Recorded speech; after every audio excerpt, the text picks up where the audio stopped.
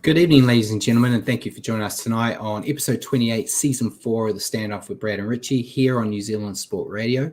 We're here live Wednesdays throughout the season. Even Richie, where the Warriors have had 6 wins on the trot after a tough battle with Manly, and a few teams have had their finals hopes extinguished after some entertaining matches. First of all, how are you, and what did you think of the weekend? Hey, I'm well, thanks, Brad. Hope you're doing well as well. Yeah, great. Definitely great to be 6 in a row. It's a bit of a foreign feeling to us, so and enjoy the heck out of that while we're in the middle of it. But yeah, some great games as well. A lot of teams' finals chances were sort of on the line this weekend. Sharks, Cowboys. Rabbitohs, Knights, we had some pretty important games and good games to watch as well. And I see Mikey's here with us. Evening, Mikey. Interesting round, and we've got a little image for when we look at the ladder about who's basically still got a shot of making finals, so we can discuss it at that point. But while we're here live on Wednesday evenings, 8 p.m, you can also catch our show at your convenience just by going to iHeartRadio, Spotify, those places. Just remember to search for New Zealand Sport Radio. As always, we're going to cover everything you need to know on the week that was rugby league, including our top stories of the week, a review of round 25 and round 5 of the NRL and NRLW, and an update on our tips. We'll then stop and answer some questions from you guys, as well as some questions we've got for each other. We'll then preview round 26 and make our tips before ending the night with a recap of Super League. Paul is not with us again tonight. He has got some other things to do, so I will be running the show from the background as well. So it'll be another fun night, probably go a lot longer than normal because I'm trying to remember how to click all the buttons, but we'll get through.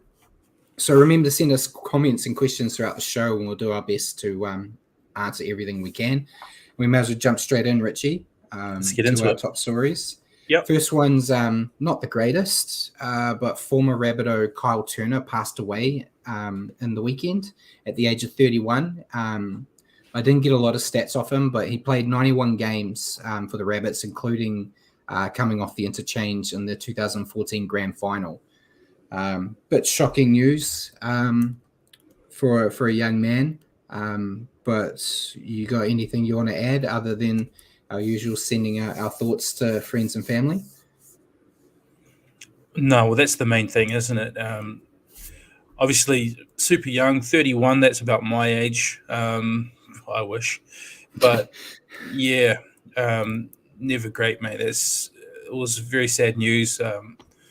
Much loved player amongst South Sydney fan base, and but I hope he'll send out the best wishes and aroha to his family and friends. It's never a good situation, but rest in peace, Kyle. Yeah, definitely. Very sad. It's hard to segue away from something like that, but I'm going to do my best.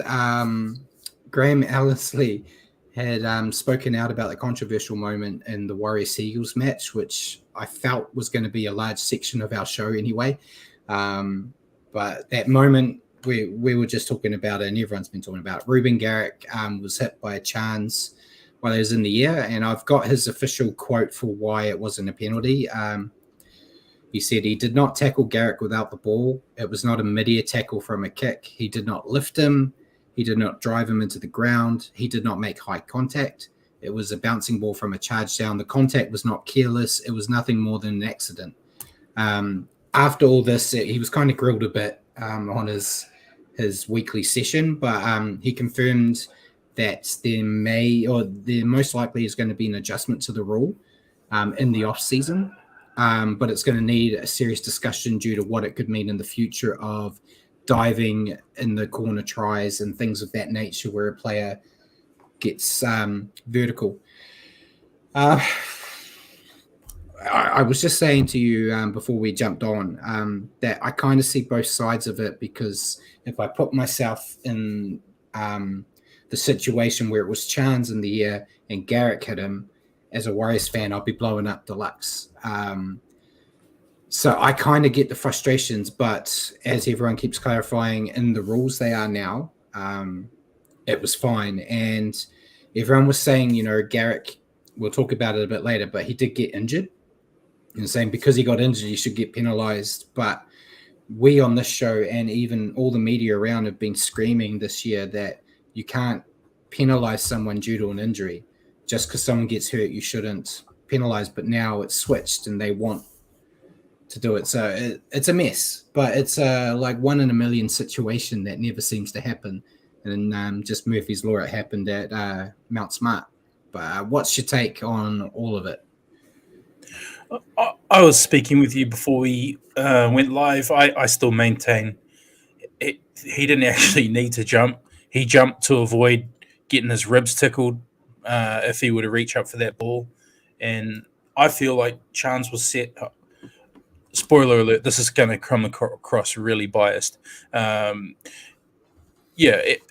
was coming through. Garrick had a couple of options. Reach up for the ball, get his ribs exposed and hit, or jump. And he jumped last second. Chance was set to tackle. Collision happened.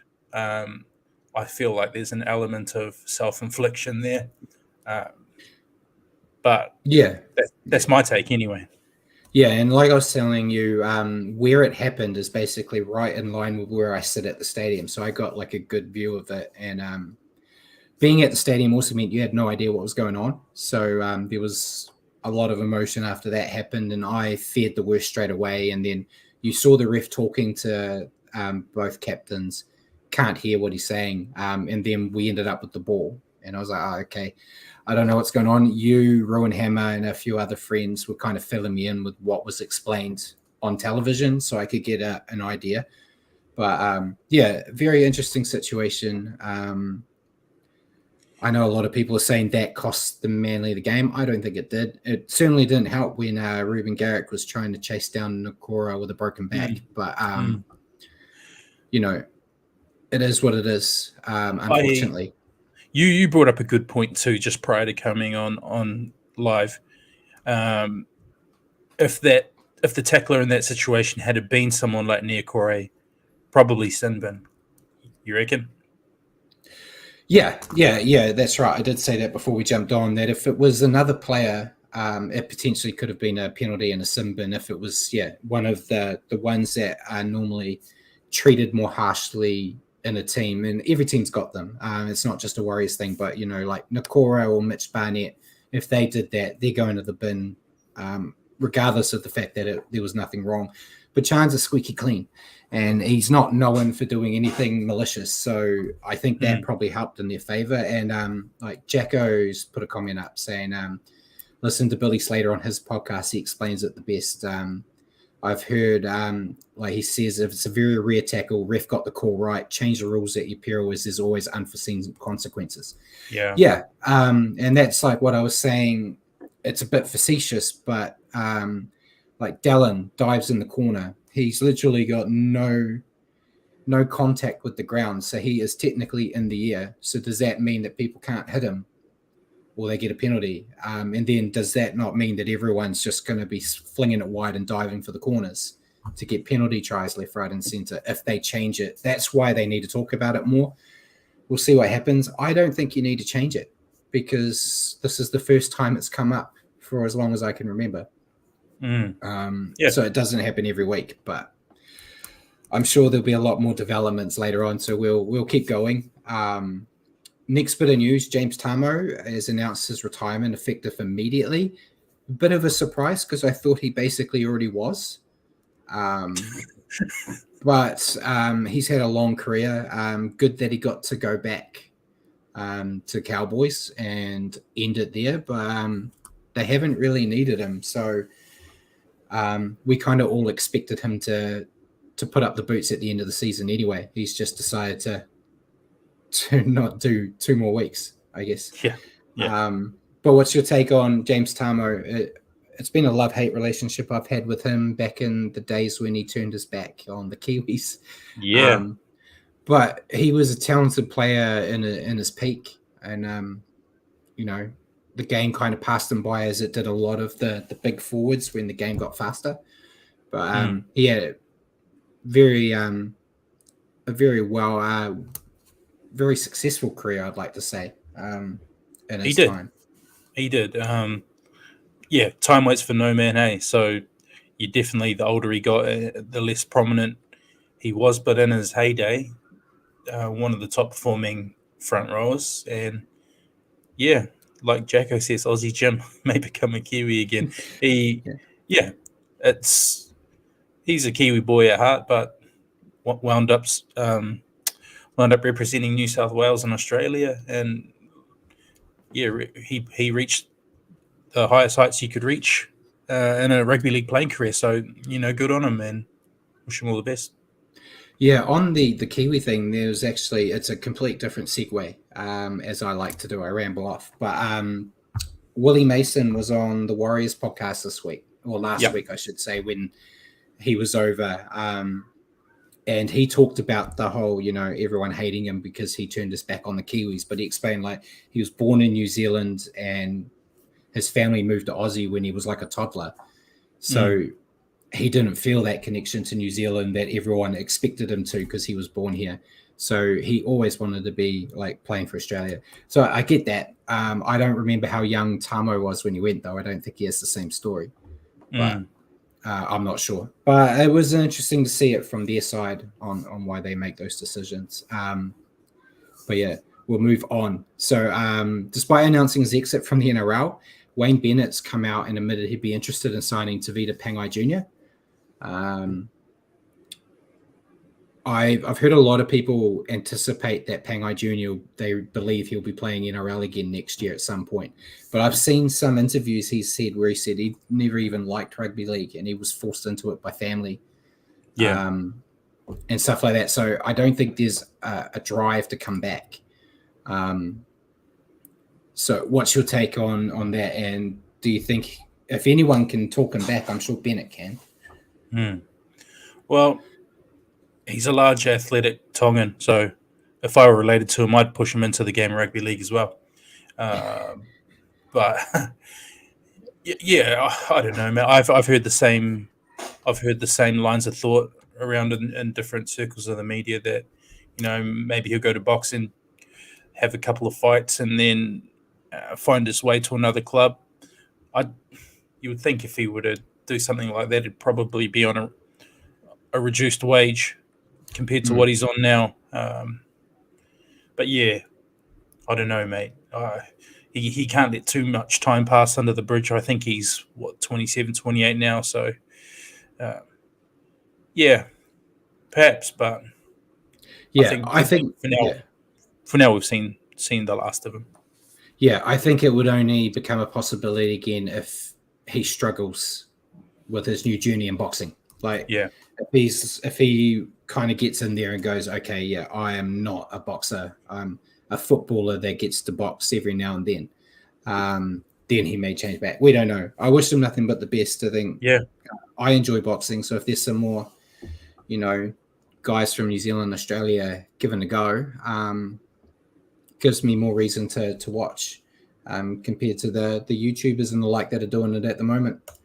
And Mikey said he loves Choc Mundine. Yeah, he's showed a lot of appreciation for what Choc did as a boxer and everything. So yeah, we'll see what happens there. But next bit, the Panthers, they're rumored to be close to signing Brad Schneider on a 2-year deal. He's kind of been killing it up in Super League. He's been doing really well. Yeah. After being let go by the Raiders, I think it would be a hell of a deal. I know he's superstar status up in Super League at the moment, but to get to go to the Panthers, even in that treasured spot of Cleary's underling, that seems to be really beneficial for everyone that takes it. They are always guaranteed a couple of games every year, if not for injury due to Origin, and they all seem to get really good gigs elsewhere. I think it's a great way for Brad to come back in and get another run in the NRL. You do 2 years with the Panthers, someone will pick you up. So what do you think? I thought he was always a bit hard done by getting his early exit from the NRL as it was, because he was a cash cow for me in fantasy. Yeah, I I know it's a different level of league completely, but yeah, he has been doing what really Jacko well said. over there. Yeah, exactly. But he's been doing really well over there. Completely different level, granted, but you just know if he wound up at the Panthers, whenever he gets to fill in the halves, he'd do a good job because we've seen a couple used over the past couple of years. Sean O'Sullivan, yeah, that's that Panthers machine. Next man up, and the next man up always they just do their role, they do their job. He might not be a Nathan Cleary, but I'm sure he'd do really well. Yeah, and like Simon said, it's a good idea to get out of Super League as the player money might be drying up due to the not that great TV deal they got recently. And then Jason said Schneider looked dangerous with the Raiders. Be interesting how he goes under Cleary. Yeah, I thought he showed plenty of potential with the Raiders. It's just, it didn't work out there. But yeah, go under the learning tree, learn your craft, and then I guarantee, you've always got the Tigers, the Dragons, the Dolphins. Those types of teams are always trying to look for someone. They'll pick them out. Hell, even the Bulldogs need a halfback, to be honest. So we'll see what happens with him. But we talked about the Tigers briefly there as an option. They celebrated Luke Brooks's last match at home. He didn't get to play due to injury, but it's been all over the media. For his 11 years of service, he got given a barbecue. It wasn't a flash-looking barbecue by any means. I know my question to you is regarding this as well, but what's your take on that? I know, he's been getting like $1 million a year from them, so it's not like he's not been well compensated for his time, but it just feels. I think I mentioned it with you. I see Rue's here. I mentioned to you Rue and Hammer when we were talking about it on the weekend. Sean, when he had his 200th game for the Warriors, it was away from home, so they gave him a celebration on his 201st, and all it was they took a photo of him running out with his daughter as the game started. They took a photo as it happened, and then at the end of the game, he was given a framed picture of that photo by Israel Adesanya. Yeah, by Israel. And like I said to you guys, it means absolutely nothing in terms of value. Like, it didn't cost the Warriors anything. I don't know how expensive the frame was, but it would mean everything to SJ. He's a family man. Yeah. Rue has said that apparently he legitimately wanted it as he rates himself as a chef. Well, then get him a really good barbecue. It looked like one you buy from the warehouse. No disrespect to the barbecues, it looked like your El Cheapo Weber. But yeah, I feel like the Tigers just continuously, fall on their face with everything they try to do. It seems a nightmare there right now. But yeah, what do you reckon? You be happy? Well, like you said, they paid the man $1 million contract to consistently deliver them bottom 8 results. So, I mean, I think he's overachieved in terms of what he's earned from them. Yeah. Take your barbecue and sail off in the sunset. It's just a shame he's not going to the Dragons because they like people. They like barbecues, yeah. They like players putting on barbecues. I suppose there's not really a thing. Like, I know everyone talks about Cameron Smith. Like, Cameron Smith's wife got like some, real fancy ring. But most players, when they leave a club, they get like a framed jersey of their time. Yeah. So he may do that, but he got a little barbecue on the side. So yeah, well done. Great news we deliver. Yeah. Next bit of news, the NRL has axed Grant Atkins and touch judges Dave Munro and Phil Henderson after their performance in the night's Rabbitohs clash, where they forgot to count and allowed an 8-tackle set that led to a try. Yeah, I still don't know how in this day and age you mess up the tackle count. I don't know. Mm-hmm. It's the Sharks versus the Cowboys in the final series a few years ago all over again. Yeah. And they got wired into the bunker. Surely the bunker can help. I don't know how it is, but at least there's a punishment, I guess. It's a pretty big balls up. It's nothing that cost the Rabbits the game or anything of that margin. So I suppose unfortunate that there was a try scored off it, but you'd think that would be a basic requirement to become a NRLRF, wouldn't you? Can you count to 6 or 7? Yeah. Can you count to at least 7? Yeah, bit of an oversight for sure. Yeah, I don't want to throw stones. I'm not good with numbers, so I get when I'm at a live game, I get the tackle counts wrong all the time, but it's not my job to count. So we'll see what happens. He gets a week off at least. We'll see if he'll probably be there for the Warriors Dolphins game in the final round. Yeah. Next bit of news: Josh Schuster's been dropped to reserve grade this week, Richie, after a less than stellar effort in Auckland. He looks to be on the outer with the club just weeks after signing a $3.2 million deal.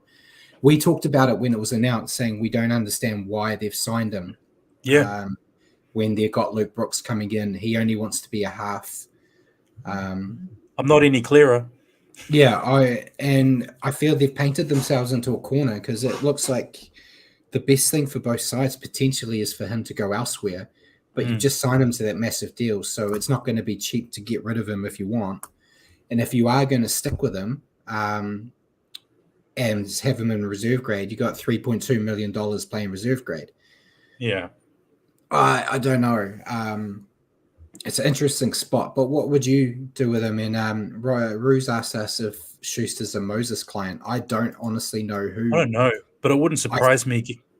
Yeah, given the amount of Moses clients that have made their way to Manly this year. I'm just looking. It doesn't look like he is. Yeah. It's an article from Zero Tackle, so I take that with a huge grain of salt. But I don't know. I'm not sure. And yeah, we got Mark Roberts said good old Josh Shitster. Jacko said he's the biggest flop of 2023. I really rated him, but he's lazy. He's on 8K until the end of 2027.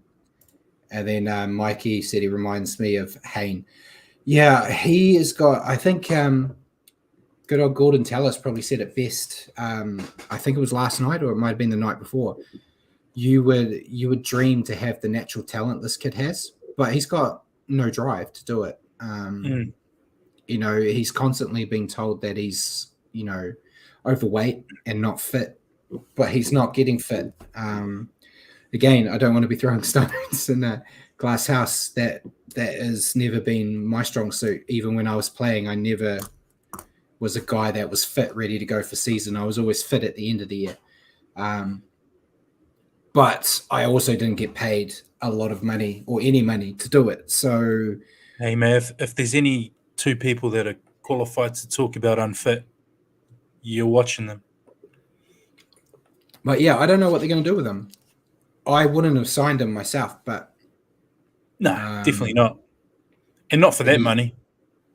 No, I feel like he's just going to end up either whittling away there, unless he has a big attitude adjustment. He'll just whittle away in reserve grade there until they can flick him off to somewhere else. But yeah, like Jacko said, Manly cut 4 in to keep Schuster. Yeah, and at the time, it sounded like an okay idea if he had his mind right. Now, not so much, but yeah, well, I'm sure that's going to be a story that goes on well into next year for us. So we'll get heaps of blood out of that stone. So last bit of news before we go into signings and injuries, Rabbits. The dramas at the Rabbitohs, it's just a new thing every 5 minutes, it seems. So they announced that Sam Burgess has been released effective immediately from his assistant coach role. The reason they've given is it gives him time to focus on his upcoming birth of child and his new job in the Super League. And also the other assistant, John Morris, is going to leave at the end of the year and become an assistant at the Tigers.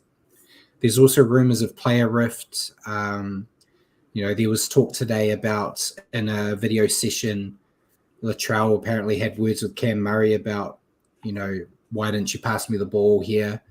If I asked for the ball, give me the ball. And then Cam apparently said, you're hardly ever there or something. We can only that someone's leaked that out of there. If it's true, not sure. We're only talking about rumors right now. But there was also the coach liked a negative comment that someone put on Instagram or something about one of the fans calling some of the players in the Rabbits wannabe first graders, and he apparently liked the comment. He then came out and said he didn't understand that he liked the comment, and he's now gone and unliked it.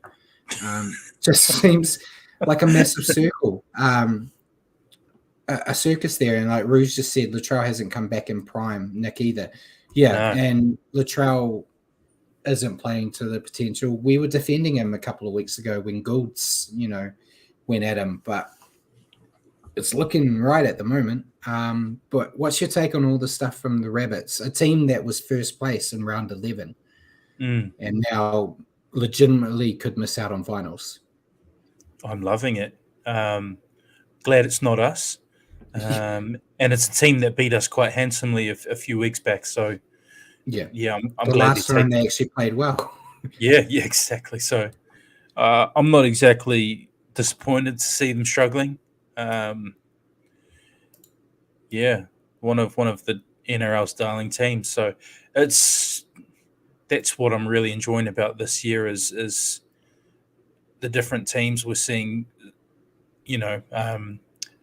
perform really well this year at this time of year. We've got us, Newcastle. It's really good to see the Roosters and the Rabbitohs back down the pecking order a little bit. Yeah, the Roosters, though, to their credit, are kind of rising the ship. But the Rabbits they keep, like I think Jacko said earlier, they're just running in circles and blaming each other, and it's a mess. So it's just all internal stuff. And there were rumors about Burgess and Morris were guys that were leaking info out to the media about all the strife in camp.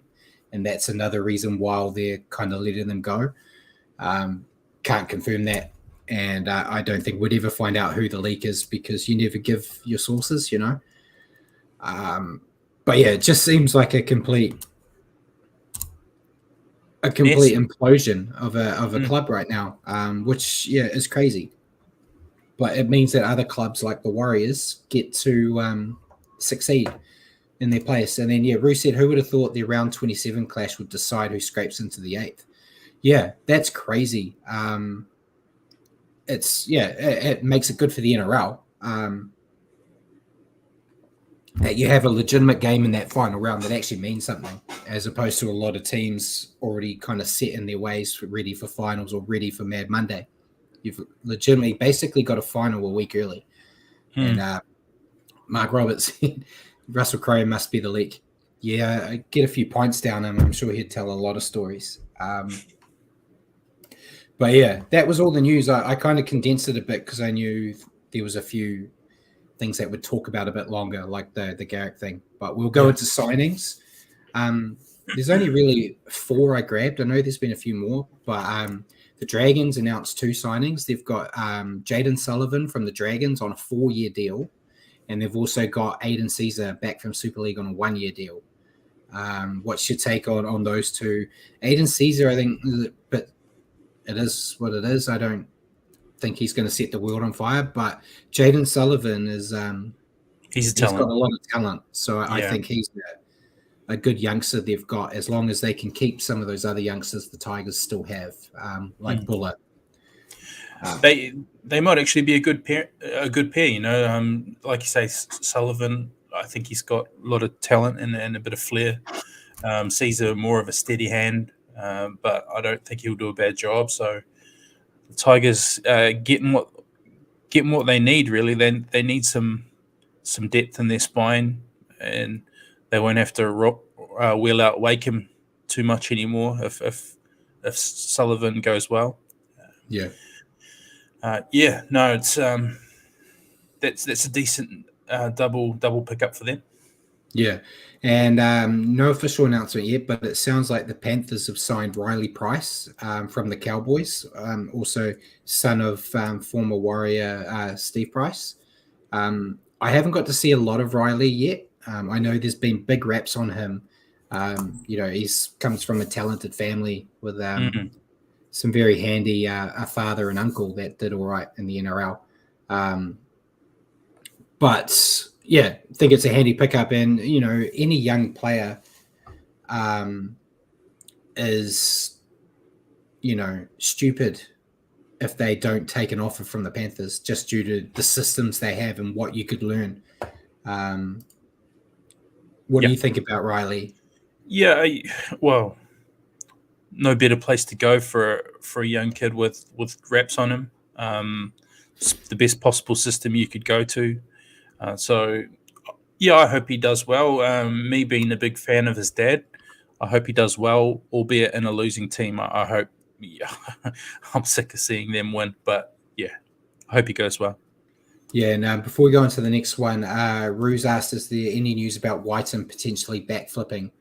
Yeah, that seems to be a bit of a rumor that came out this week.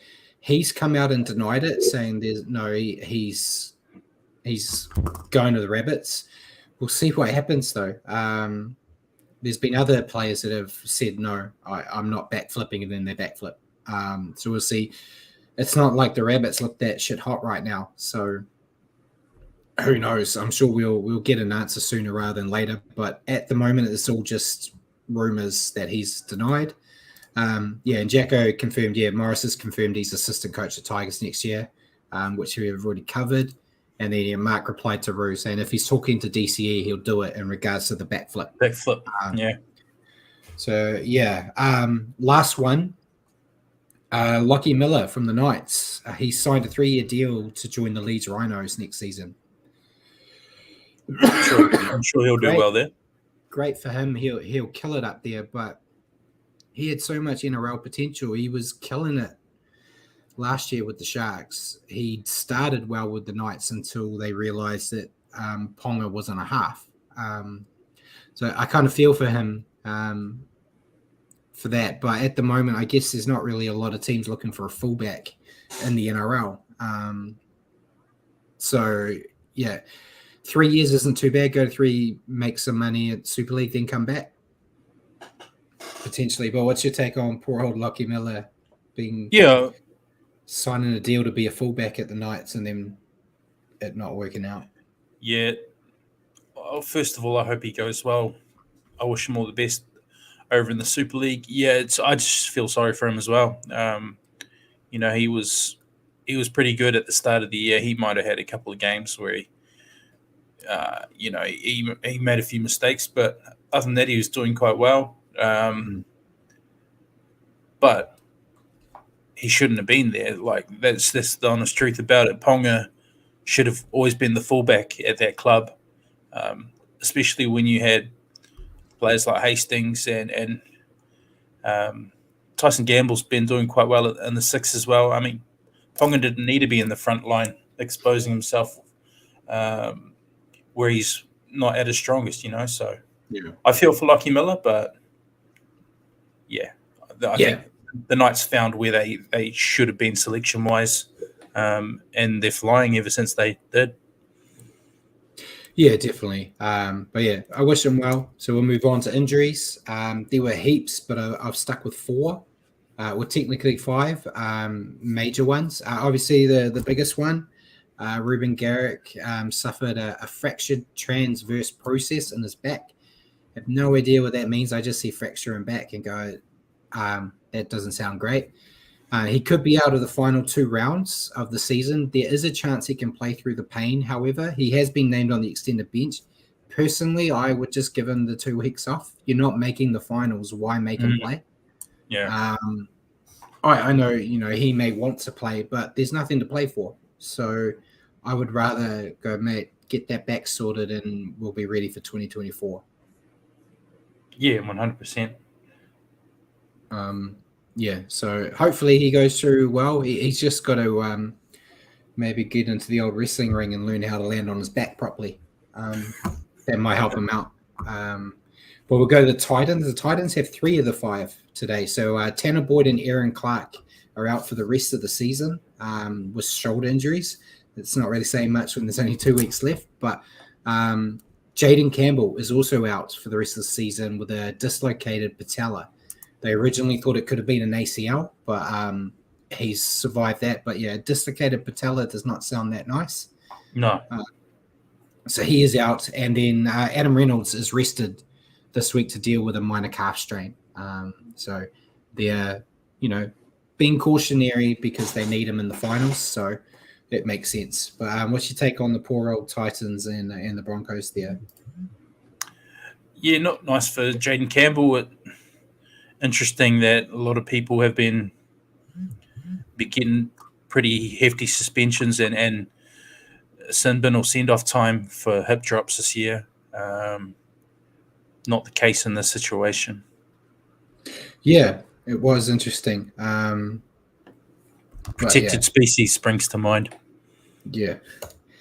And Bruce said Reynolds may not play the final round either. Yeah, to be honest, I would make sure he's 100% for the finals.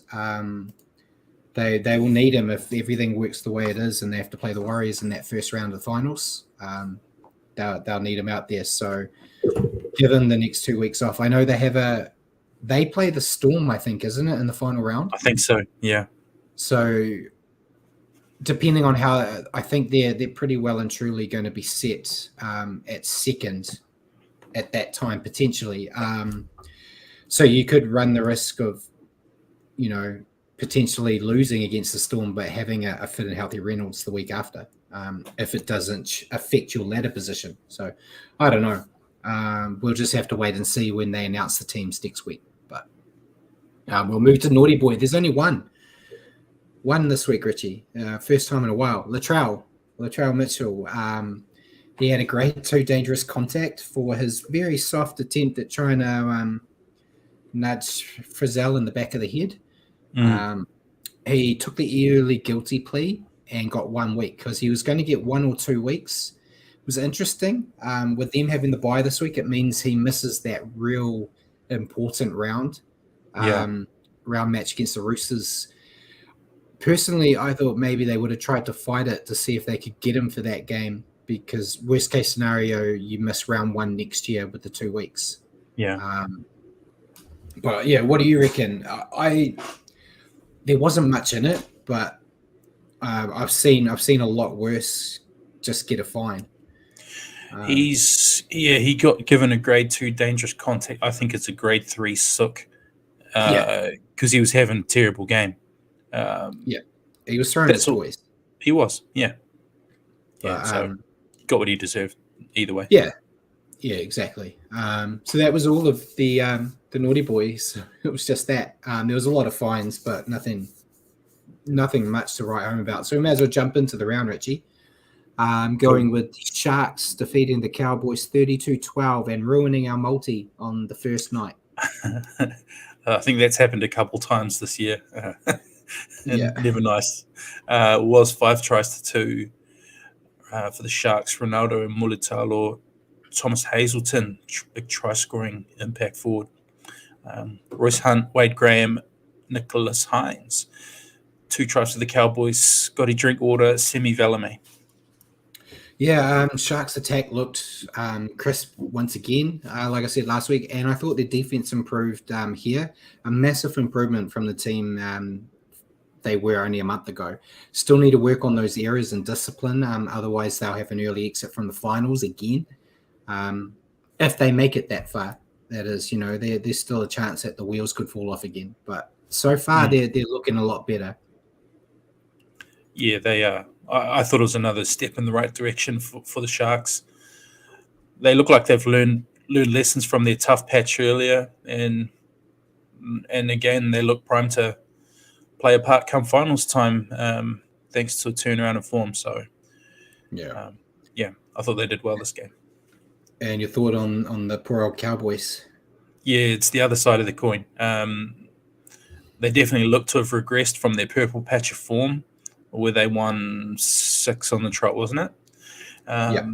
If they can right the ship, it'll be a great effort to make make the finals from where they were earlier in the year. But yeah, if they end up missing, that they will rue a terrible start to the year. Yeah, well, they had that 6 week the 6 week run of form, but I'm just bringing up the ladder again because they've only won they won a handful games before that and like a handful after. Yeah, they've got 11 wins and they had 6 of those 11 in that little patch. And that beside that 6 weeks, they've just never really shown any consistency, and they're just back to the poor team that they were at the start of the season. They got the talented players. I know Jacko said the Cows need to replace Townsend. They just lack that attacking creativity, which, that kind of falls a bit on Chad, quite a bit, actually. It's just a bad year, and I think the biggest thing to take away from it is a cautionary tale for all those teams that have improved this year, like the Warriors, all those guys that have shot up from the bottom 8 last year. You can't rest on your laurels and expect success to just keep coming. Cowboys were top 4 last year out of nowhere, and now they're back to what we always expected them. So, I think that's just a nice thing for other teams to remember, that you got to keep working. Your player to stand out. I went Nico. Got to try some try assists. Hey, man, let me rattle off my reasoning here. He got a try. He's on the try assist chart as well. 5 from 5 off the boot. 6 from 6 off the boot when you count the penalty goal he kicked as well. So decent day out for Nico.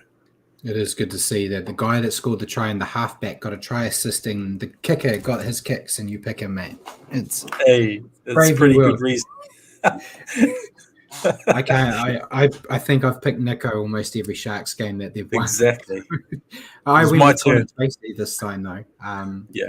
I thought I liked what I saw out of Connor. He was tuning up some meters. Always looked dangerous on attack. Thought it was a decent outing for him. And he's a pretty good backup for Kennedy, isn't he? He is. And Ciala has just made a comment. Welcome, saying that the Eels are another example of that situation that we talked about. Yeah. So we may as well go to the next game, the main game we talk about every week. Warriors defeating the Sea Eagles 29-22. And this one was 5 tries to 4 in our favor. Tohu Harris with a try. DWZ, Dallin Watene-Zelezniak, got 3.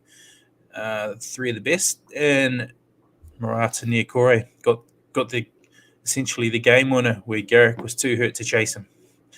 4 tries for Manly, Jake Arthur, and Jason Saab, matching Dallin there with a hat trick as well. Yeah, another tough game for the Warriors here. Made too many errors and had a few defensive issues against DCE and Saab, but they tightened that up in the second half, I thought, and refused to quit. I thought it was a good come from behind effort, especially when you think Manly were playing for a chance at the finals, so they had a lot to fight for. But unfortunately, I think the Garrick situation overshadowed the result. Ciala said Tohu with the try scoring streak. 3 tries in 3 games. Jagger said just another ugly type win. They'll be forgotten quickly. Yeah. It'll be. It's not a game we're going to talk about at the end of the year. So, it is what it is. And before I give it to you, Ciala said, Curran tightened that left edge. Maybe why Curran is starting against the Dragons. Yeah. I think so. There was a moment there because obviously the second half, the left edge was on my side of the field. And there was a moment where Saab got the ball and it looked like he was going to get Curran because he's the fastest man alive. But Curran, has the footy now to kind of know how to position himself better and shut him down. I think that helped. Your take on the Warriors. I think it's another performance where we're going to say we'll take the 2 points. It wasn't our best, but definitely some concerning left edge defense.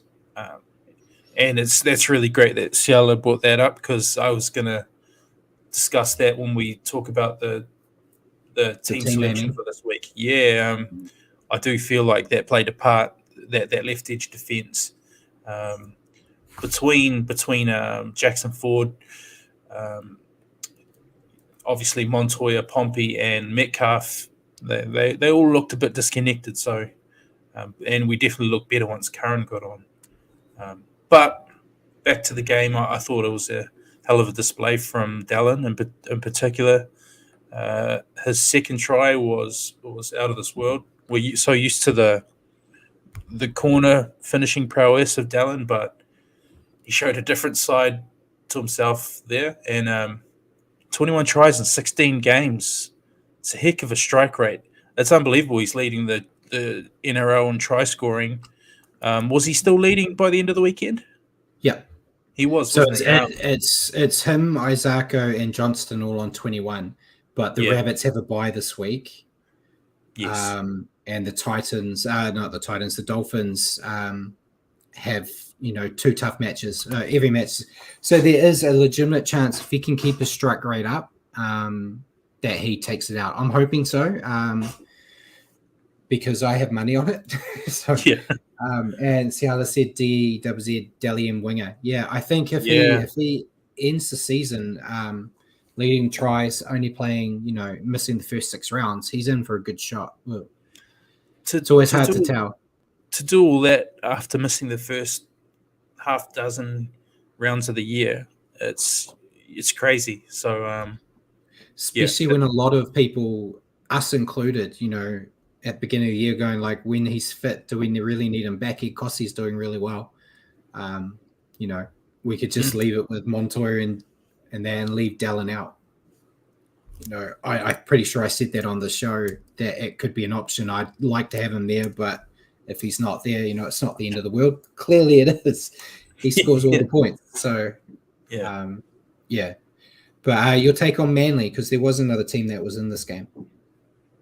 There was, and I thought they were quite good for a lot of that game, and they could quite easily have come away with the result, especially if they received a penalty for the chance tackle on Garrick.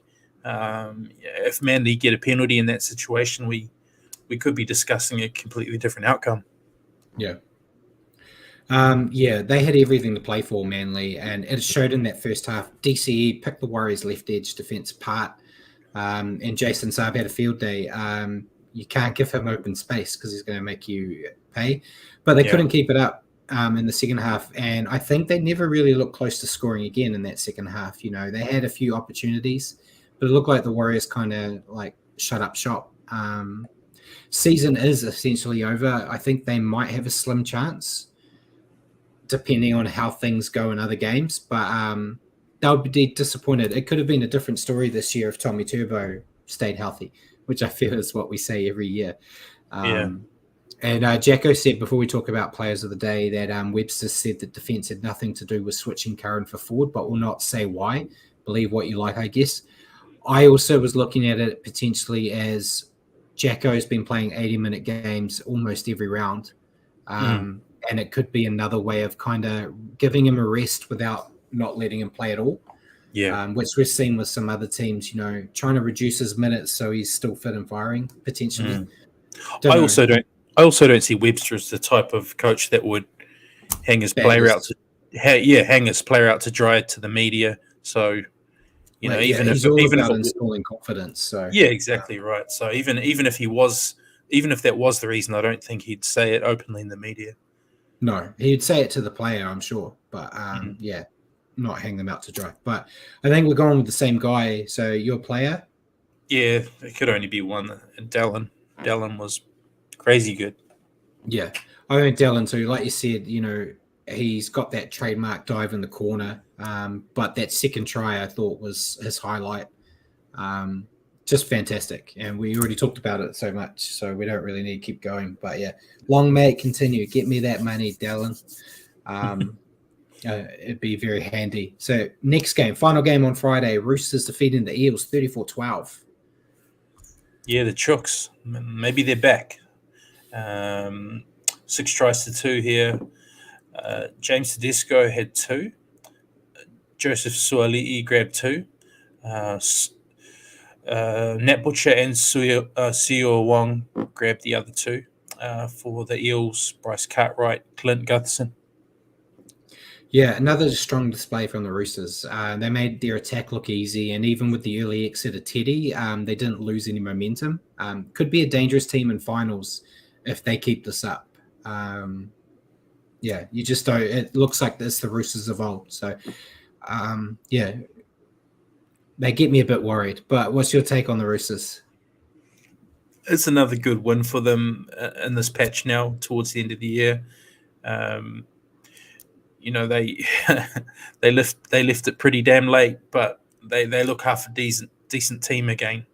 They're still at odds to make the 8, but they're giving themselves every opportunity with the streak they're on. And if they were to come up in that last game against the Rabbitohs and win that and squeak into the 8, I wouldn't be surprised. I think they'll get that game against the Rabbits at the way the Rabbits are going at the moment. But yeah, what's your take on the Eels? I just feel like that should be them now. That I didn't actually look that closely at that list of best and worst finishes you were talking about earlier, Brad. But they probably still have a mathematical chance, don't they? But without Moses, I don't really give them too much hope. Looking at the Eels, the worst they can do is 12th. The best they can do is 8th. So yeah, still a mathematical chance. Still a mathematical chance. Without Moses, I don't really give them too much of a shout, in my opinion. No, and that's kind of what I've got in my points. Without Mitch, they just don't have enough attack in them to compete. Throw on top of that, they had 15 errors in this game and they had 52 missed tackles. So they were no chance of getting the job done here. And yeah, it's another side with a final shot getting slimmer. Yeah. I think second game in a row we picked the same player. Teddy, yeah, hard to argue. Yeah, so I've got some of his stats here. He had 2 tries, 2 line breaks, 2 line break assists, 1 try assist, and all in 61 minutes before he got hurt. Yeah, decent effort. It's kind of the Teddy that we were always told he still had this in him, but we just weren't seeing it. It's all going back to that interview he had like 4 or 5 weeks ago where he said, the team understands that they need to win.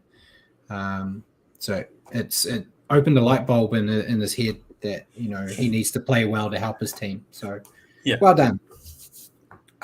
First game on Saturday, my game of the round. I love this one. Tigers defeating the Dolphins 24-23. I did too. It was a really good game to watch, actually. It was 4 tries apiece for the Tigers. Funua Pole, Asu Kapoa, Alex Seyfarth, and Jake Simpkin were the try scorers. For the Dolphins, Jermaine Isako, Ewan Aitken, Jack Bostock, and Trey Fuller. Yeah, I thought it was an entertaining slugfest between 2 struggling sides. The Tigers had moments where they looked real dangerous with the ball in hand, which we've seen the last few weeks from them. And I thought they defended reasonably well. I know they let in 4 tries, but, they've let a hell of a lot more in another time. So 4 is not bad for them. They showed heart and stayed in the game. After the Finns field goal, that could have given them early time to just shut shop and go, oh, well, that's us boys. But no, they took their chance and they got the win with a no nerves kick from the sideline from Api where it hit the pole. A rough year for the Tigers, but they've at least equaled their win tally of last year with four wins with 2 games left. So perhaps they could go one better maybe. I don't see it, but if they do, it might help me get the Dragons to the bottom. So we'll see what happens. What's your take on the Tigers? Nothing new from what you just said there. To be fair, Brad, I thought it was a really fun game to watch, which went back and forth. But seeing Appy kick a tough game winner from the sideline, more than 30 meters back, it was just a really feel good moment from a Tigers perspective. In a season where they haven't had many highlights. Yeah, it was really good to see their skipper and new signing with a big smile on his face, and proving to be a game winner, which that's what you want out of your big recruits. Yeah, Jacko said he watched the Benji Coruscant after-match presser and they have a connection together, so maybe some hope for 2024. I think they've actually got a really good roster. I'm not saying they're going to go, take on Penrith for the big title, but they beat Penrith, which is something I can't say as a Warriors fan. But yeah, they got some good young talent as long as they can keep them and not keep feeding their talent to other clubs. Who sees Benji doesn't have that experience as a head coach, but seeing that John Morris is going there, I really rate John Morris. Thought he was very hard done by at the Sharks. Think he's a hell of a guy that can help Benji learn because he's still in the know. Tim Sheen's, say what you will, he's got all that experience, but I think he's been out of the NRL for too long, and it's a different beast to what he was used to. And I think they were struggling. So I'm not expecting any major change next year, but I'm hoping to see just an improvement where, there's something happening where you go that eventually they're going to get over this hump. So fingers crossed for them. I really like them. Tigers are a team I can't really hate just because they're the little battlers, Yeah. But your take on the Dolphins, speaking of battlers? Yeah, I just feel like they're stretched too far in terms of their depth at the moment. Despite that, I thought it was a good effort. The result could easily have gone their way, like you say. Isako with a field goal with 6 minutes to go. In a lot of cases, that would have been game, set, match. But this game just toed and froed and wound up with the Tigers with the win. But I don't think the Dolphins were bad. Yeah, I feel like it's rinse and repeat what I've been saying for the past month with them. They've just run out of puff, depths tested. What we all anticipated would happen to them, even when they started so well at the beginning of the year. It's like the wheels will come off eventually. It's their first year as a team. Another off-season working together, though, and I think they could make some waves next year. Yeah, I think so too. I think we picked the same guy again for our player. Appy. Had to be Appy, right? Yeah, I thought he was a standout. He even had to be a half in this game. So yeah. Got his team the match winner, which is, why they're paying the big bucks. So he's a cracking player. Yeah. Yeah. Next game. This might be our shortest for the week. Panthers defeating the Titans 40-14. My notes are pretty short here. 7 tries to 3. Panthers, Dylan Edwards ×2. Isaiah Yeo, Tyrone Peachy, Tom Jenkins, Liam Martin, Stephen Crichton. 3 tries for the Titans. Cleese Haas, which was a cracking try, actually. Cam Pereira and David Fifita. Yeah, typical Panthers performance. Solid effort on both sides of the ball, and everyone played their part. Could potentially blow everyone away in the finals at this rate. I know you've said it shorter, but what's your thoughts on the Panthers? I just said rinse and repeat every other week's analysis on them. Pretty much. Yeah. And your take on the Titans? Yeah, they weren't in the same class as the Panthers today, or ever really. But never really at any point in this match did I feel like they were a threat in this game. I know they scored early, but yeah, it's just like most Panthers games that you always feel like the Panthers are in control. Yeah. Titans defense has been an issue for a while, not even just this year. And that was on display here. There was no communication in the line, and the Panthers tore them to shreds like they do. If they spot a weakness, they attack it. A few brief moments of nice attack, but they just need to be hitting those tackle bags in the off-season and maybe getting a speech coach to get them to learn to talk better. Jacko said, Panthers in cruise control. That's what it feels like. It just feels like... Absolutely. I don't like bringing up rugby analogy, but it feels like the traditional All Blacks with the Panthers where, you don't even have to really worry about it. You just Panthers have got a game today; they'll win that, and they they score points and they defend so well. Like it's very rare to see a team get like 4 tries against the Panthers. It has happened, but it's rare. It feels like they have teams beaten before they even step out onto the field. And yeah, that's that's kind of more a better analogy for my All Blacks thing is you're facing the Panthers. So a lot of teams might get beaten before they've even got out on the pitch just because the aura that the Panthers have created the last few years. They can be beaten. I'll still keep saying it. They lost to the Tigers this year, and there was no excuse. They had Cleary, they had everybody, and they were just outbeaten by the worst team in the comp. So there are days where they, just have off nights. So you just gotta. I feel that's what it's going to take to stop them winning the whole thing this year. Is in finals they've got to have an off night, which is very rare. But strange things that happen. Your player. I know we picked different this time. Yeah. I went Crichton. It's always difficult picking one from the Panthers because it feels like they all play bloody well. But Crichton's been in good form, and the guy you're about to pick also was. He was probably, in all reality, the man of the match. Yeah, I went Dylan Edwards. He was good.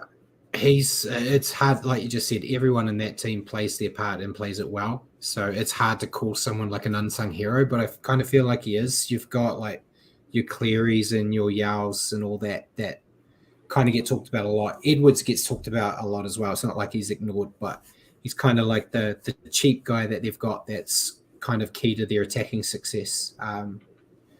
If I was a Panther, I'd be more worried about losing Edwards from the roster than I would about Jerome Luai. Like if you had to pick one or the other, I'd be keeping Edwards because I feel like you could kind of get any half to kind of go in there with Cleary and it would still work. But yeah, I think he's been fantastic again.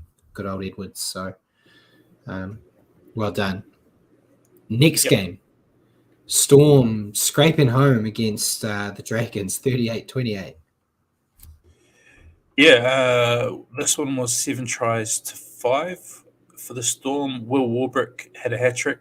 Xavier Coates with 1. Ali Katoa grabbed 2. And Jerome Hughes grabbed 1. For the Dragons, Billy Burns with 2. Tyrell Sloan, Talatau Amone, and Michaeli Ravalawa. A lot of syllables there. Yeah, that's why you get to talk about them all, so I don't butcher them. I thought the Storm played well here, but they were taken to the limit. I'm a bit scared of them still, the Storm, because they are the Storm, but they never panicked in this match, even when it looked like they could go for like an upset of this in the history books. They stuck to the style we all know that they like to play. And they just made the most of the opportunities they created for themselves, including that, that final try was completely just on them creating an opportunity. They're just another dangerous final side. Yep. I think, Bellamy's got them right into the right form right now. But your take on the Storm? I thought it was another important one for the Storm and their season. Not without a fight in this one. The Dragons really put up a good fight. The biggest thing I take away from this game, as a fan of the player, I really loved seeing the performance of Ali Katoa. I thought he was outstanding. A couple of tries, essentially a try assist with that last try when he flattened Ben Hunt. So, I really enjoyed watching him. Yeah. Your take on the Dragons? The results aren't falling their way, but again, a strong showing and a loss from a team of their capabilities. Brad, you've trashed their abilities all year, but they're fighting. They're the last however many weeks, while they haven't picked up the victories, they've been pushing teams to their limits, probably receiving their fair share of bad calls from refs, which have stopped them winning a couple of those games. But they are trying hard. Yeah, now look, we all know it's the running joke. I hate the Dragons, hate them with a passion, but I give them credit where credit's due. Even through that hatred, if they play well, I call them out on it. And I think this was one of their better performances this year. They looked good in patches. There were moments where they weren't that flash. They almost scored the outset until Katoa destroyed Ben Hunt, as you said. After that try, there wasn't much time left in the game, but you knew there was no miracle comeback from the Dragons in the final couple of minutes. But yeah, credit where it's due. It was a mighty effort from the Dragons. I'm very impressed. I think we've both got the same guy. We've already talked about him a bit, but our player of the game. Yeah, Katoa. I thought Katoa was pretty special this game. Looks to have found a home there now. Yeah, I went with him too. I love Katoa. Massive fan of him when he was with the Warriors. Very happy to see him get an opportunity at the Storm. Didn't like to see him go, but it would mean nothing but great things for him. And he's been really solid for them this year. Got a nice double in this game. As you said, that bone rattler may as well be a try assist. It's just great to see him grow with the Storm. Very, very happy with what we've seen. And I think the best is yet to come for him. It's still kind of all clicking. So, great to see. First game on Sunday, though. The Knights keeping the streak alive and defeating the Rabbits 29-10. Yeah, dominating them, really. It was 6-2 for the Knights. Greg Marzu with 3. Daniel Saifidi, Adam Clune, Bradman Best. 2 tries for the Rabbits. Damien Cook, Shaq Mitchell. Yeah, and the momentum from the Knights just continues. 7th win in the row, and it was dominant. It wasn't just a narrow victory or anything. The backs were just having fun and looked hard to stop. Greg Marzu, I still can't believe how the Titans let that guy go, but they did. If we want to be critical, they had a poor night at the kicking tee. Ponga hit. There was 2 from 6, but that didn't really matter because of the tries they were scoring, and they just looked like they were in a groove, which we've kind of seen the past, month and a bit. They've just found a sweet spot and it's working.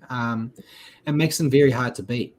They are another team that could cause a few hiccups in the finals. But your take on the Knights?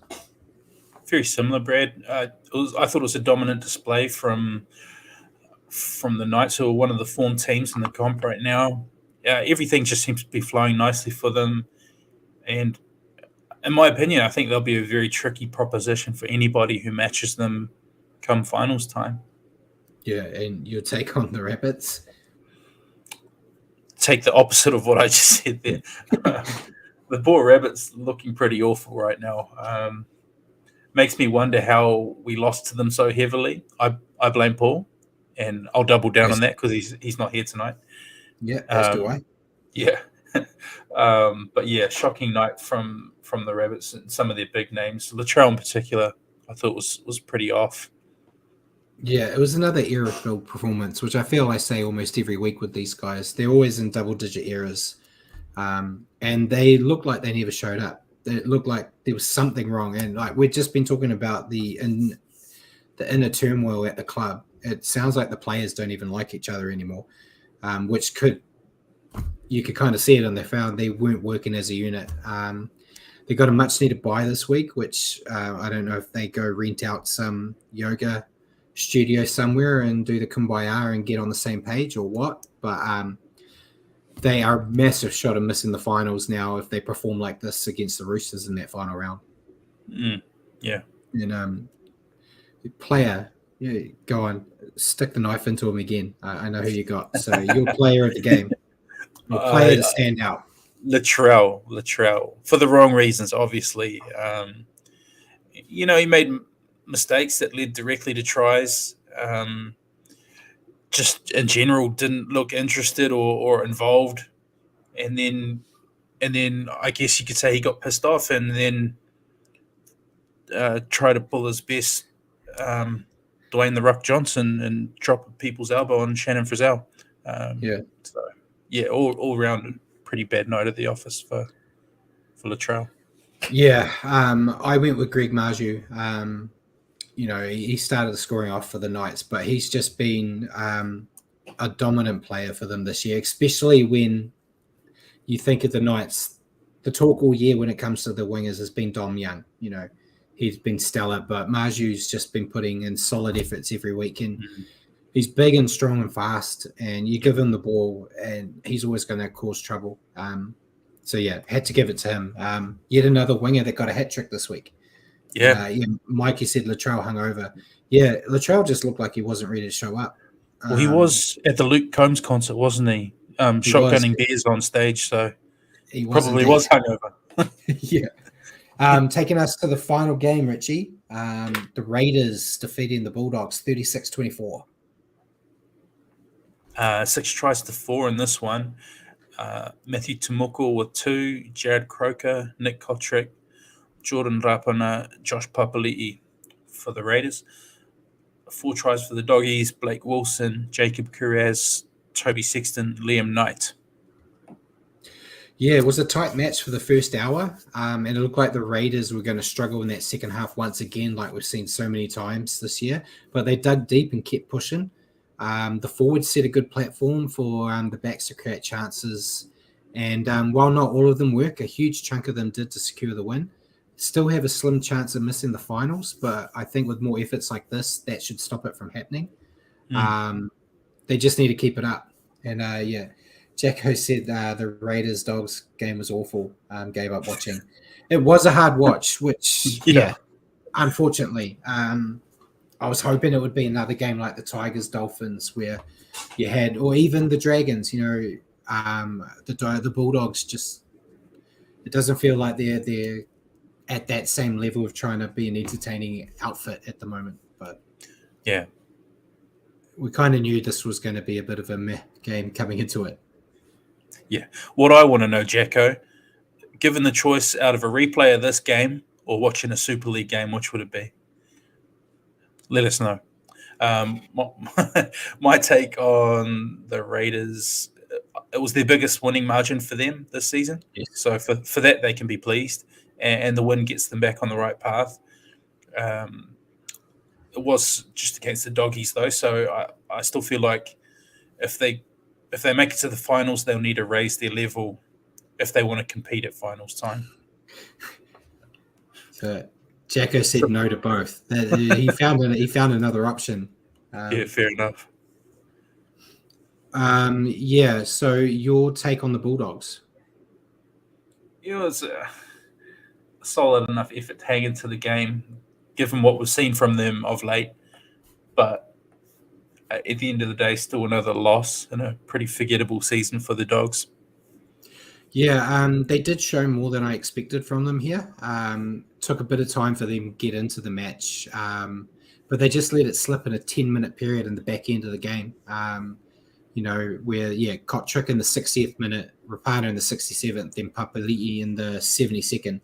That state where it was just bang, bang, bang. They scored after that, but it was too little, too late. Yeah. Year's almost over for them at least, and I expect a big improvement in 2004. And Jacko said Serraldo's aging fast.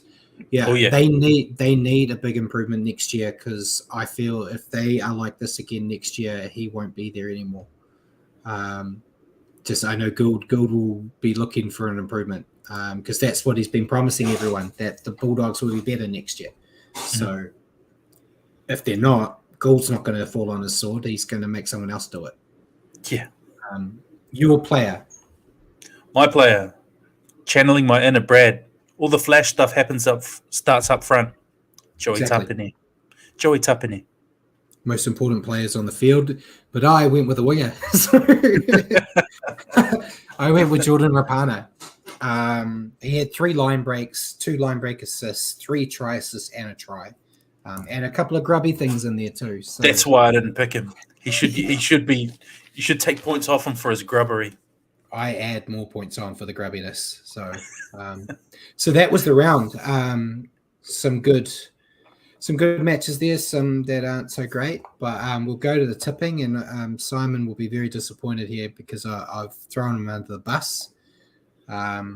we've got our tips there. I'm at the top now, baby, because of alphabet.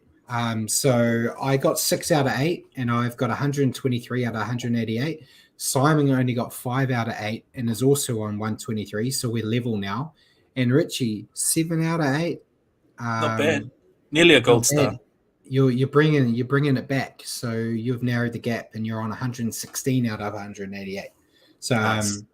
2 rounds left, because the finals we start the tips all over again from 0. So 2 rounds left for either me or Simon to either completely fall off and let you come in, or take over the lead ourselves. So we'll go to the ladder if I remember how to do this properly. See, I miss you, Paul. I think I got it. Yeah, it's there, right?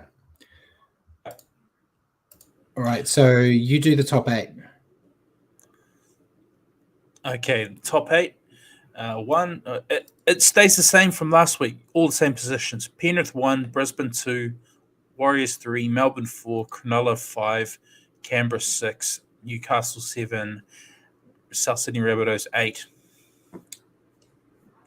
Yeah, and then the bottom 9 we got Newcastle, Cowboys still at 9th, no change. Roosters have gone up to 10th. Eels have gone down to 11th, and then everyone else has stayed in the exact same spot. So Manly 12th, Titans 13th, Dolphins 14th, Cowboys 15th, Dragons 16th, and Tigers 17th. Only 2 points behind the Dragons now. And then the other picture I brought up this week, if we can make it a bit bigger. Paul knows how to zoom in and shit, but I don't know. This is the best and worst finishes of each team. So I'll just rattle down all of them, Richie. The ones that can still make the 8. So Panthers, first, worst they can do is 3rd. Broncos, the best they can do is 1st. Worst they can do is 3rd. Warriors, the best they can do is 1st. Worst they can do is 5th. So they still have a chance of getting out of that top 4. Storm, best they can do is 3rd. Worst 6th. Then it really slides. Sharks, best they can do is 3rd. Worst is 9th. Raiders, same, 3rd and 9th. Knights, 4th and 9th. Then the Rabbits, 6th is the best they can do. Worst they can do is 11th. Then we've got 3 teams that can make the 8 still. Cowboys, best they can do is 6th. Worst they can do is 12th.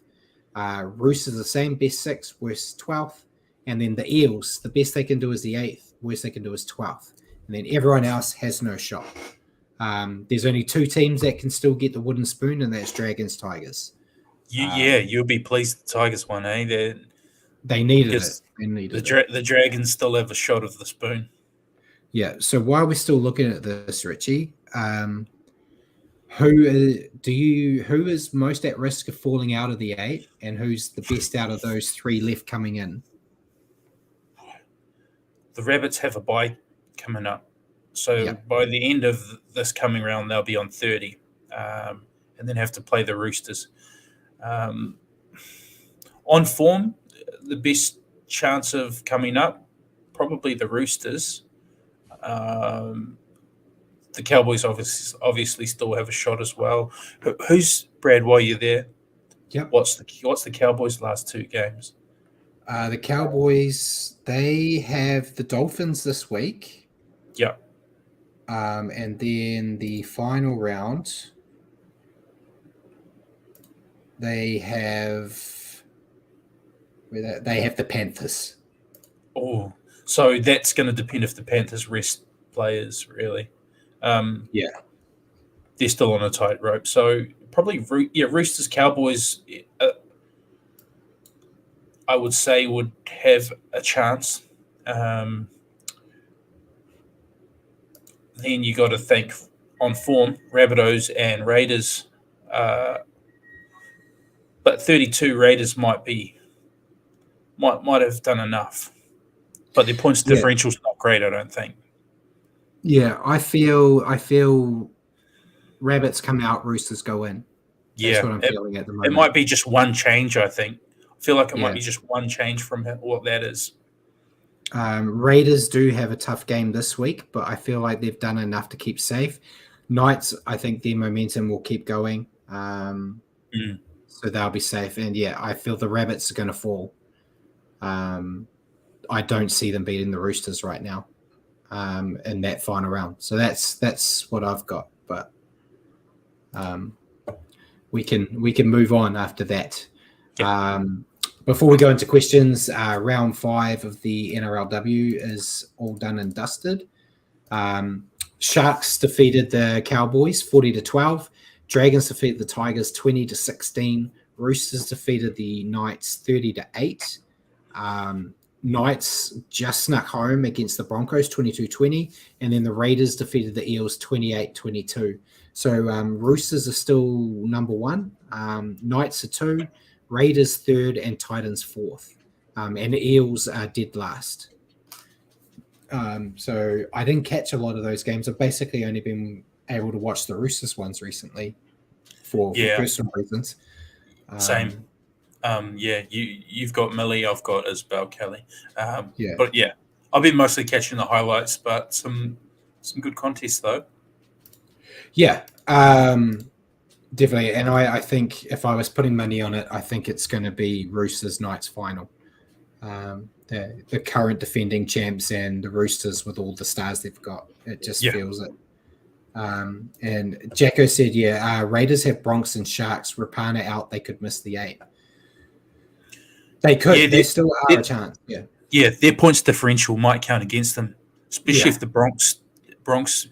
Both those teams could beat the Raiders, and the Bronx have been putting scores on teams. So, last time the Bronx and Raiders played earlier in the year, the Raiders beat them. So you'd think the Broncos would want some revenge too. Yeah, so we'll go into questions. We basically answered all the questions that have been coming through, so we've just got our 2. I'll let you go with your one first. Yours is a bit more serious. So okay, yeah. How concerned are you about the Warriors' left edge defense? Do you think personnel changes are needed or just minor tweaks? I'm not. Andrew Webster kind of made a personnel change already this week. Yeah, I'm not overly concerned, but I think the one thing that would have fixed it is Tamari Martin coming in, and I'm getting a lot of flack for being an anti-Metcalf guy at the moment, which I don't appreciate because I do love the little guy. But I feel like Tamari Martin there would fix a lot of those problems. I know a lot of people have been at Montoya about his performances and how he's kind of fallen off a cliff. He's basically fallen off a cliff since the moment Metcalf became the half next to him. His tries have dried up because he doesn't get the ball as much. But I think Webster, has told Metcalf, if you get the ball, tuck it and go. So I think it's a ploy, and they score so many points on the right. But I don't think a lot of tweaks. I was there, and it just looked like there wasn't communication between Ford, Metcalf, Pompey, and Montoya. Then when Curran did come in, you could actually see more visible communication. There were moments out there where Pompey looked like he didn't know where he was. He got barked at from a scrum because there was only one man on the right, and Montoya was already out injured, so he was kind of the winger, and he was trying to get into the scrum and leaving a man open. And he got yelled at by Sean to stand out on the wing, so he ran out. But I think, it's just communication. They all know how to do it, and it's been working.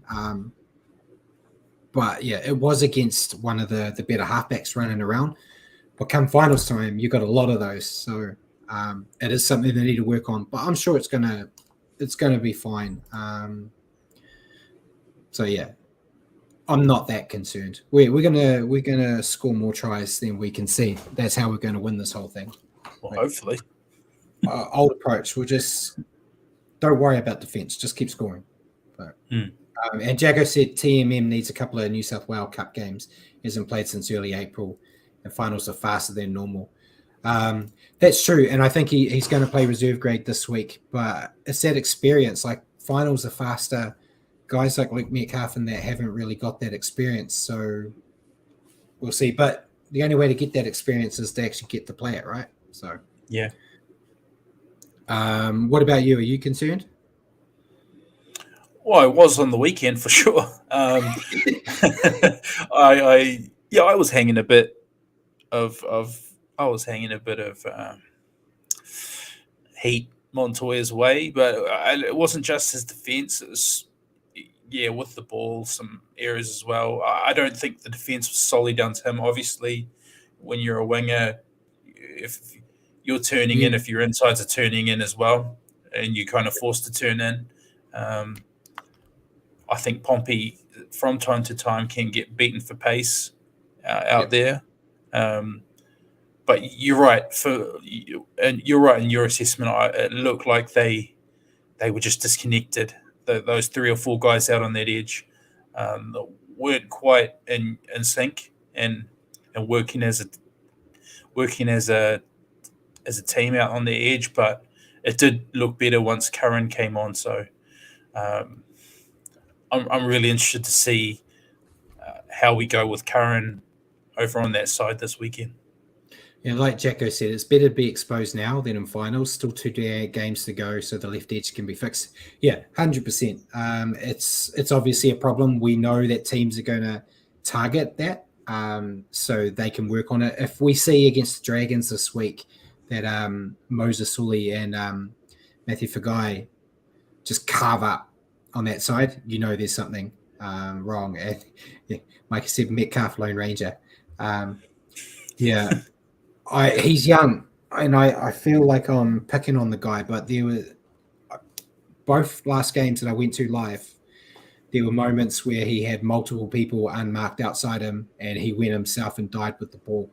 And he almost got there in that game against the Manly. He almost got to the line when he went himself, but Pompey and Montoya were kind of just sitting there. They could have just grabbed the ball without touching anyone, just put it down and score. And I'm always about the guaranteed try rather than the going at yourself and trying to almost get one. But yeah, it's all a learning process, and he's got pros and cons, doesn't he? Like, yeah, he like takes every player does. He takes the ball running number 6 to another level where he really loves to run that ball. But then his support play on line breaks is second to none, and it's almost like he's another fullback with great support play. Yeah. So, like I've said in my reviews, I personally hope that Tamari gets back in for the finals. But if he doesn't and it's Luke, I'm not sitting there going, well, this is stupid decision. I'm just as happy to see him run around. So I'm just happy. We're in the finals anyway. Yeah. My question to you before we get on to the round 26, we've already talked about Luke Brooks's barbecue farewell gift. What would you have given Luke Brooks instead as a farewell gift if you're in charge of the Tigers? I don't know, man. Like we already kind of discussed earlier, he's received a lot of money off that club for not a lot of return on investment. So, yeah, maybe I was thinking maybe they could take that barbecue, and his farewell gift could be they could just cook him a barbecue, throw some saucies on and some onions, have a sausage sizzle. He's already got a lot out of there money-wise. Simon said a new CEO for the West Tigers. That'd be the best present they could ever get. If it was me, if I was in charge, I had two, either an invoice for money that he owes them back, or a framed picture. I talked about Sean Johnson's, beautiful moment with his daughter as a framed, maybe a framed picture of Luke signing that Manly contract, just for him to remember a great way. And Jacko said a one-way ticket to Manly on a slow boat. Interesting. We all got to put our schedules in. So no statue outside of Leichhardt then? No. I think that's going a bit too far. So we'll go into round 26. I'll spoil it early. I've picked the Warriors, so is Simon. I'm sure you're going with the Dragons just to hurt me, but we'll bring up the team. Paul does this so much better than me. I'll get it. I'll learn from him. No one can see this on the show properly. It's gone now. So shit, it's all gone. Hold on. There we go. It's back. Sorry, it's very muted. We'll talk about it though. You go with the Warriors team, Richie. Yeah, it is mostly the same team. Chance at fullback, Dallin and Marcelo Montoya are the wingers, Rockaberry, Adam Pompey centres, Luke Metcalf, Sean Johnson halves, front row, Adam Fanua Blake, Bunty Arfor, Wade Egan. Here's the change, Josh Curran on the left edge. Maratini Akore keeps his spot on the right edge, Tohu Harris, lock, and captain. Interchange, Dylan Walker, Jackson Ford is on the bench this week, Bailey Siren and Freddie Lussick. Yeah, hold on. I'm trying to learn how to do this on the fly. Sorry, guys. Dragons get Tyrell Sloan at fullback, Matthew Fagal and Rabalava on the wings, Moses Sully and Zach Lomax in centres. Halves, we've got Talatai Moni and Ben Hunt. Then front row, Francis Molo, Jacob Little and Blake Lowry. Billy Burns and Dan Russell in the second row, and Michael Molo at lock with Connor Muleason, I think is how I say his name, Ryan Couchman, then the mighty Ben Murdoch Masilla, and then Zane Musgrove. So yeah, have you gone with the Warriors here? I think they should get the job done. I know the Dragons showed fight against the Storm, but it's in Auckland. Last home game of the regular season. There's a sellout crowd already. I feel the Warriors going to be up for this one, and I'm hoping for a big score. But we haven't seen those recently. So as long as it's, even if it's a narrow win, but you keep the Dragons points down, like 1 or 2 tries. But yeah, I'm confident. But what about you? I'm confident. I'm going Warriors win. Yeah, definitely not going Dragons. They're my second team, not my first team. And Ben Murdoch Masilla, this will be the first game I get to watch him live since he signed with the Warriors. One of my favorite players. Never got to watch him live in person in a Warriors jersey, so I get to see him now in a Dragons one, which gives me mixed emotions. But we'll see what happens. So we'll go on to the rest of the round. As I said, I've got Simon's pick City. He commented already. So first game up, Panthers Eels. I've gone with the Panthers. I know the Eels love to beat the Panthers in regular season, but without Mitch, I just don't see it happening. Yeah, not this time. Not without Mitch. Simon's picked them as well, Panthers. So you going with Panthers too? Yep. All right. Warriors Dragons was the first game on Friday. We've all picked Warriors. Yep. Second game on Friday is Dolphins Cowboys. Cowboys haven't been that flash, but neither the Dolphins. But I'm going with the Cowboys. I'm going. Yeah, me too. Me too. Dolphins.